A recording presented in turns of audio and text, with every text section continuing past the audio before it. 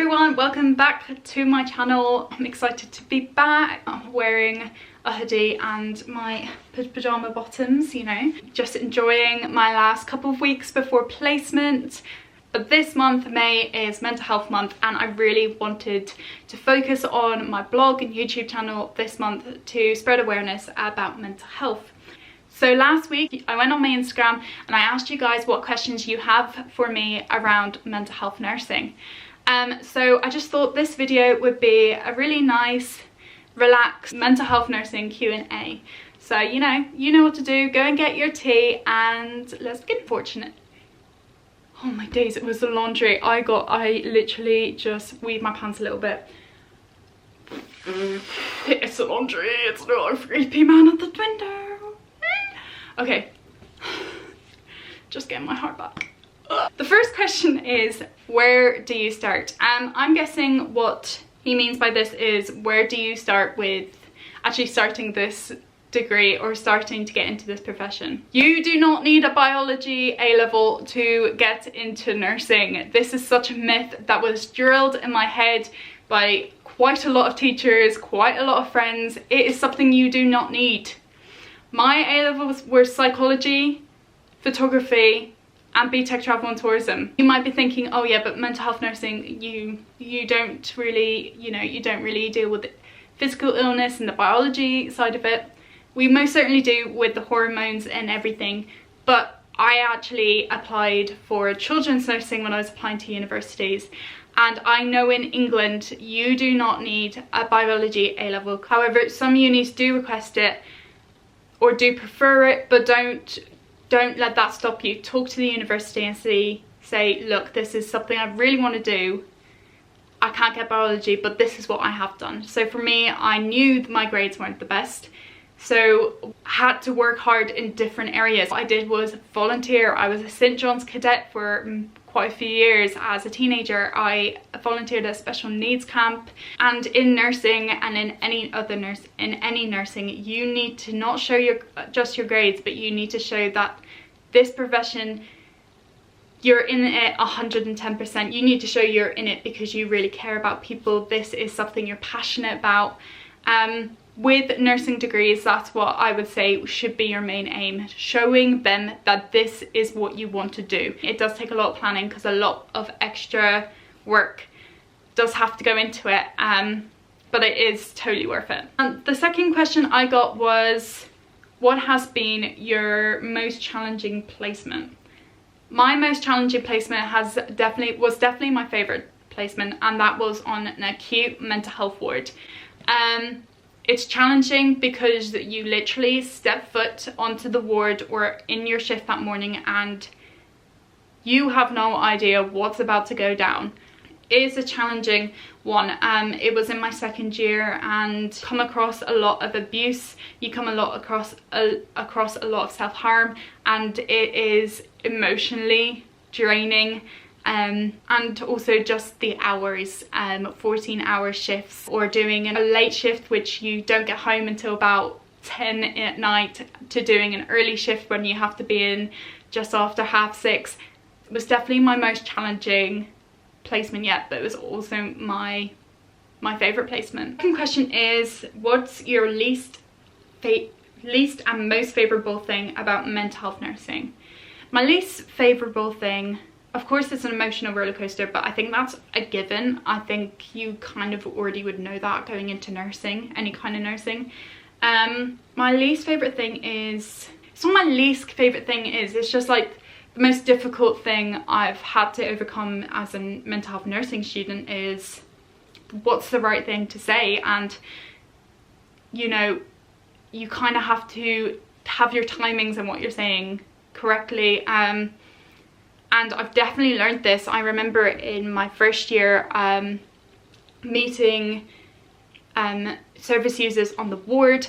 You are trying to build that rapport, and of course you're going to have banter with your patients, that's a given, and you want to have fun with them, but it was difficult that some fun isn't fun to others. So let's say like the banter, sarcasm, even though you're not being inappropriate per se, just your sarcasm might not be taken as you mean it to be from one individual to the next. You forget that they are unwell and they may act out irrationally, and that's what I definitely learned in my first year. And definitely the worst bit about it is if you say something wrong, it could have potentially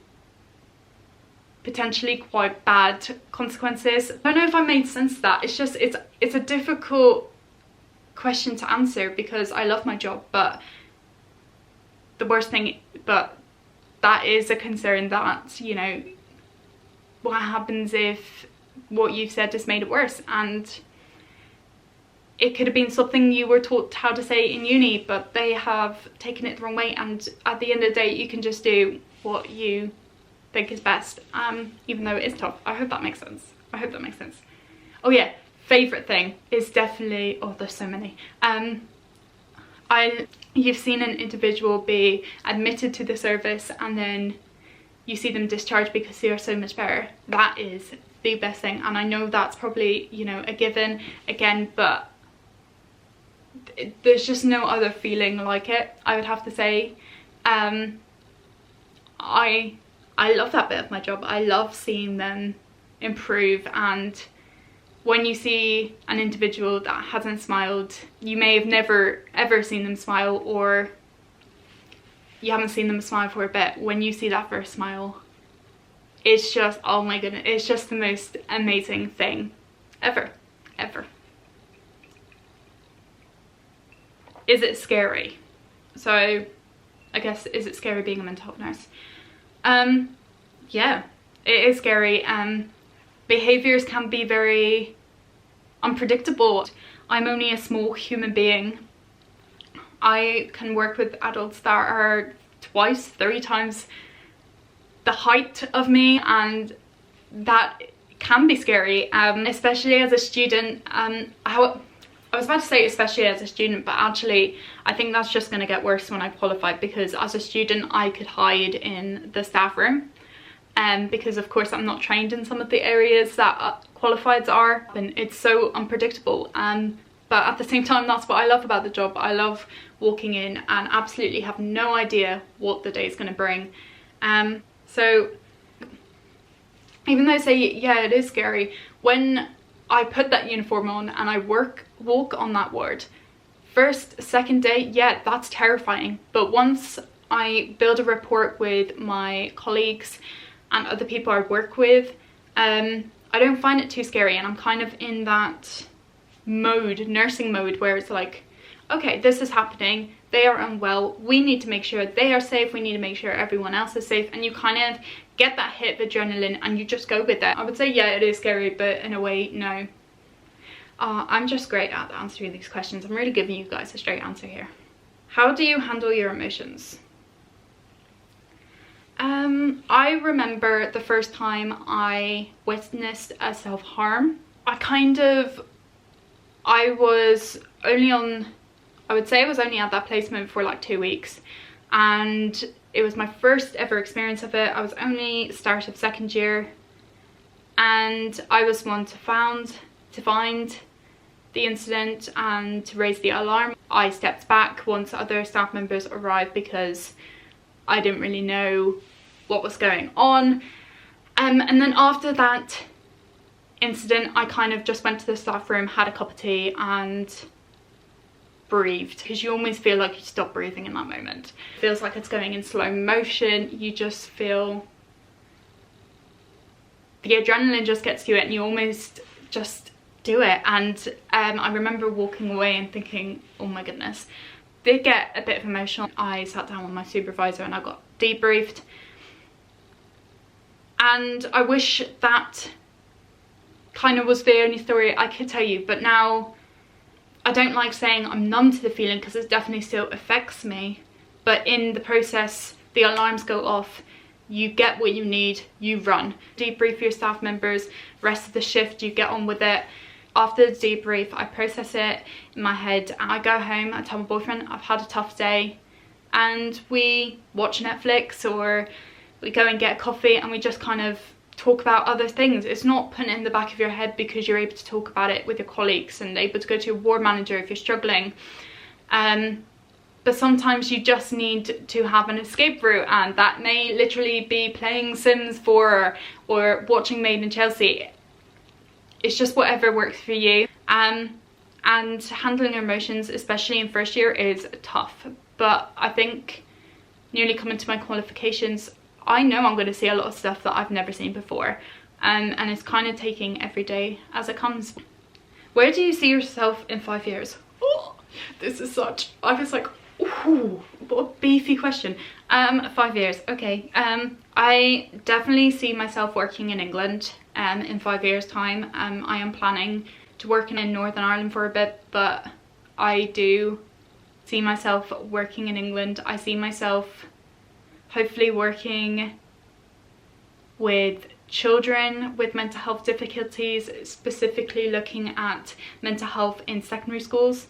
That's kind of where I see myself in 5 years within my career. But definitely, you know, working with children in secondary schools is just, that's where I'm aiming for. So hopefully that will be kind of starting in 5 years. Yeah. And the last question is, what would you say to someone who is looking to be a mental health nurse? 2 words. Do it.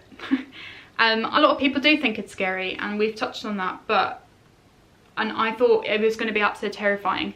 You get the support, you get the training, you get everything you need to feel safe in that environment. Of course, it's going to be unpredictable, but just make sure you have those debriefing, you have that support, and everything will be okay. But do it. It is honestly such a rewarding, unique job that you will never get bored of, because I haven't got bored of any of my placements and I've absolutely loved it. It is hard work. However, when I was starting to do a nursing degree, I was told that I don't have free time. You do. It's, of course, it is harder than other degrees in that aspect, in that we have placements for 6 to 12 weeks, but it is totally worth it. And just go and do it. Just go and do it.